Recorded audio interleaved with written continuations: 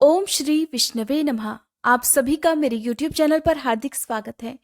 फाल्गुन मास के शुक्ल पक्ष की एकादशी को आमल की एकादशी या रंगभरी एकादशी के नाम से जाना जाता है। साल 2022 में आमल की एकादशी का व्रत 14 मार्च सोमवार के दिन रखा जाएगा। इस दिन भगवान श्री हरि और आंवले की पूजा करने की परंपरा है। आंवले का एक नाम आमल की भी है, इसीलिए एकादशी के दिन आंवले के वृक्ष की पूजा करने के कारण ही इस एकादशी का नाम आमल की एकादशी कहा जाता है। एकादशी के दिन भगवान श्री हरि की पूजा करने से और व्रत रखने से वैकुंठ धाम की भी प्राप्ति होती है और सारे पापों का भी नाश हो जाता है।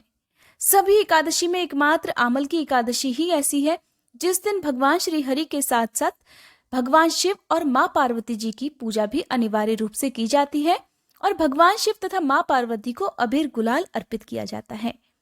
आइए जानते हैं आमल की एकादशी की व्रत कथा के बारे में, तिथि और शुभ मुहूर्त तथा इस दिन कौन कौन से विशेष नियमों का पालन आपको करना चाहिए। आमल की एकादशी की पौराणिक कथा के अनुसार प्राचीन काल में एक वैदिक नाम का नगर हुआ करता था। उस नगर में वैश्य, क्षत्रिय, शूद्र, ब्राह्मण जाति के लोग रहते थे और उस राज्य का राजा चित्ररथ नामक चंद्रवंशी था। वह बहुत विद्वान था, साथ ही धार्मिक प्रवृत्ति का भी था। उस राज्य के सभी लोग भगवान श्री हरि की पूजा करते थे और सभी एकादशी का उपवास भी रखा करते थे। एक बार फाल्गुन मास के शुक्ल पक्ष की आमल की एकादशी के दिन राजा सहित उसकी सभी प्रजा ने विधि पूर्वक उपवास रखा और मंदिर में जाकर कलश स्थापित किया। साथ ही धूप, दीप, नैवेद्य, पंचरत्न, छत्र आदि से धात्री अर्थात आंवले की पूजा की और उसके बाद प्रार्थना की कि हमारे सभी पापों को नष्ट करें और इस अर्घ को स्वीकार करें। फिर सभी ने मिलकर रात को जागरण किया, जिस दौरान वहां पर एक बहेलिया भी पहुंचा। वो बहेलिया महापापी और दुराचारी था, बहुत भूखा प्यासा था, अतः भोजन पाने की इच्छा में वह एक कोने में बैठ गया और भगवान विष्णु की कथा तथा एकादशी महात्म्य को सुनने लगा। पूरी रात बहेलिये ने सभी के साथ रात्रि जागरण किया और सुबह अपने घर चला गया। कुछ समय बाद उस बहेलिये की मृत्यु हो गई। क्योंकि वह जीव हत्या करता था, ऐसे में वह घोर नरक का भागी था।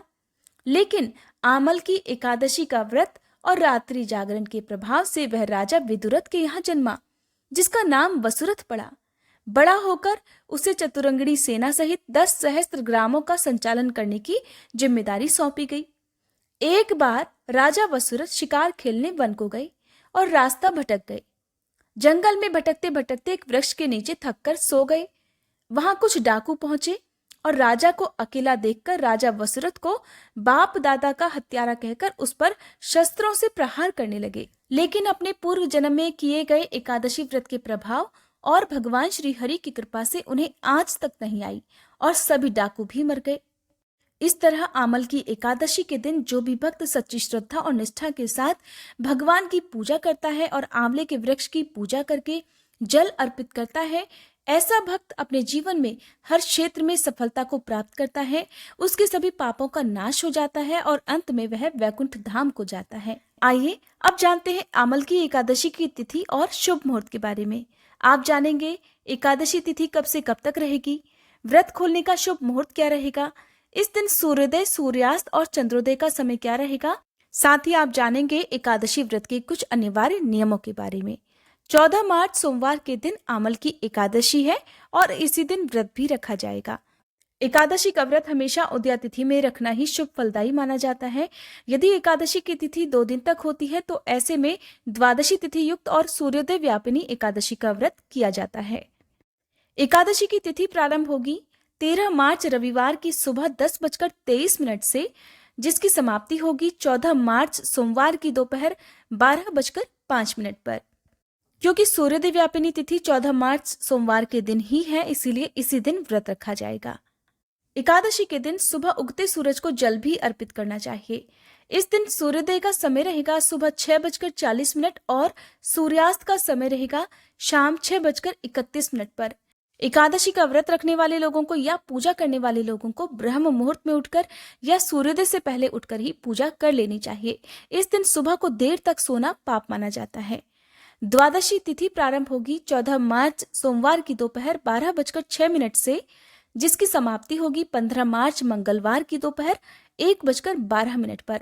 एकादशी का व्रत हमेशा द्वादशी तिथि को सूर्योदय के बाद और हरिवासर का समय बीतने के बाद ही खोला जाता है। द्वादशी तिथि के दिन सूर्योदय का समय रहेगा सुबह 6:39 और सूर्यास्त का समय रहेगा शाम 6:32 पर।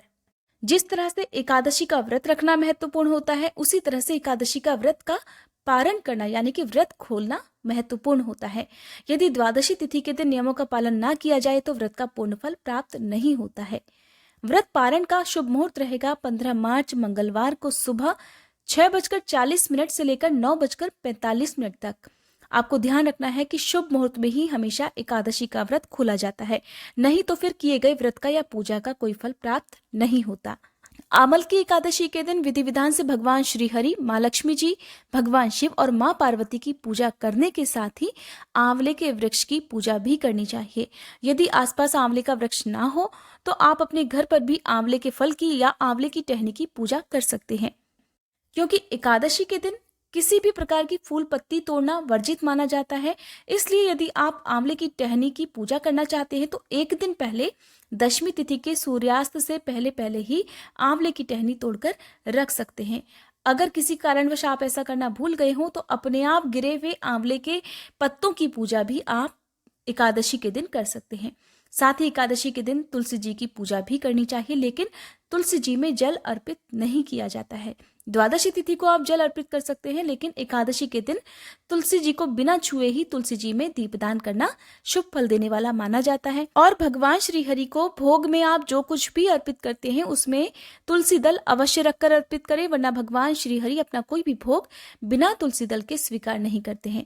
आपको ध्यान रखना है, भूले से भी माँ पार्वती जी को या माँ लक्ष्मी जी को या भगवान शिव को तुलसी दल अर्पित नहीं किए जाते हैं। तुलसी दल या तुलसी की मंजरी केवल भगवान श्री हरि को और केवल भगवान कृष्ण को ही अर्पित की जाती है। साथ ही यदि आप जानना चाहते हैं एकादशी व्रत की संपूर्ण पूजा विधि के बारे में, यदि आप जानना चाहते हैं किन विशेष मंत्रों से आज के दिन पूजा करनी चाहिए, और अगर आप जानना चाहते हो प्रदोष व्रत के बारे में, तो इसी चैनल पर आगे आने वाली वीडियो को आप जरूर देखिएगा। आप हमारे इस चैनल पर हर दिन नियम से श्रीमद् भागवत महापुराण की कथाएं भी सुन सकते हैं। आज की ये वीडियो आपको कैसी लगी कमेंट बॉक्स में जरूर बताइएगा। अगर वीडियो अच्छी लगी हो तो वीडियो को लाइक, शेयर, चैनल को सब्सक्राइब करके बेल आइकन प्रेस करना मत भूलिएगा।